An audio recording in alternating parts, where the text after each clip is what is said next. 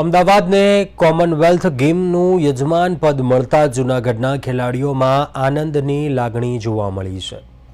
2010 પછી ભારતને ફરી વખત કોમનવેલ્થ માટે યજમાન પદ મળતા ખેલાડીઓને વધુ નવી તક મળશે। બીજા રાજ્યના ખેલાડીઓની જેમ ગુજરાતના ખેલાડીઓ પણ કોમનવેલ્થ ગેમ્સ થકી પોતાની પ્રતિભા બતાવી શકશે। ખાસ કરીને જોવા જઈએ તો ગુજરાતમાં અમદાવાદને કોમનવેલ્થ ગેમ્સનું યજમાન પદ મળ્યું છે। ત્યારે હાલ આપણી સાથે કેટલા ખેલાડીઓ અહીંયા જોડાઈ ગયા છે, ત્યારે એમની સાથે જ વાત કરશું। ગુજરાતીઓ તરીકે કેવો અનુભવ અને કેવી આ ન્યૂઝ સાંભળતા બહુ ખુશી મળી, કેમ કે ગુજરાત અને ઇન્ડિયા માટે તો પ્રાઉડ મોમેન્ટ છે જ, પણ ગુજરાતને પણ આ હોસ્ટ કરવા માટેની તક છે, બહુ સારી છે।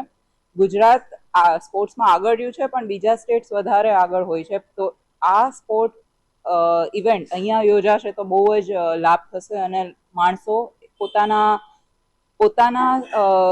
ઇન્ટરેસ્ટને આગળ વધારશે, પ્લસ યુથ પણ બહુ આગળ વધશે અને પાર્ટિસિપેટ કરશે, એટલે બહુ સારું। જોવા જઈએ તો 2010માં એક મોકો મળ્યો હતો ભારતને યજમાનીનો, અને પાછો 2030માં આપણને મોકો મળવા જઈ રહ્યો છે, તો આપણા માટે બહુ મોટી પ્રાઉડેસ્ટ મોમેન્ટ છે।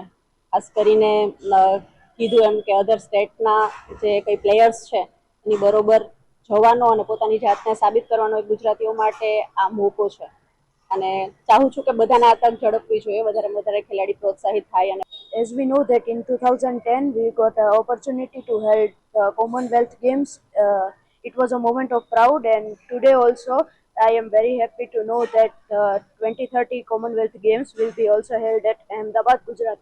It is a moment of proud for India, and I wish that many players get opportunity and they અને એઝ એ કોચ શિક્ષક તરીકે અમારો એ જ અભિગમ હોય છે કે આંતરરાષ્ટ્રીય કક્ષાની જે રમતો છે એમાં વધારેમાં વધારે રમતવીરો ક્રીડકો ભાગ લે।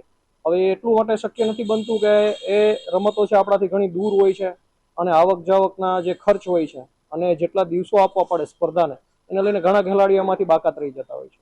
પણ જ્યારે ઘર આંગણે આવી રમતો આવે છે આંતરરાષ્ટ્રીય કક્ષાની, તો વધારેમાં વધારે ખેલાડીઓમાં ભાગ લઈ શકે છે, અને ઘણી બધી એવી રમતો પણ હોય છે કે જે સામાન્ય જન માટે બહુ દેખાવમાં નથી આવેલી હોતી, બહુ હાઈટ નથી થયેલી હોતી એની, પણ અહીંયા હાઇલાઇટ થશે બધી રમતો, એટલે એ રમતોને પણ લાભ થશે।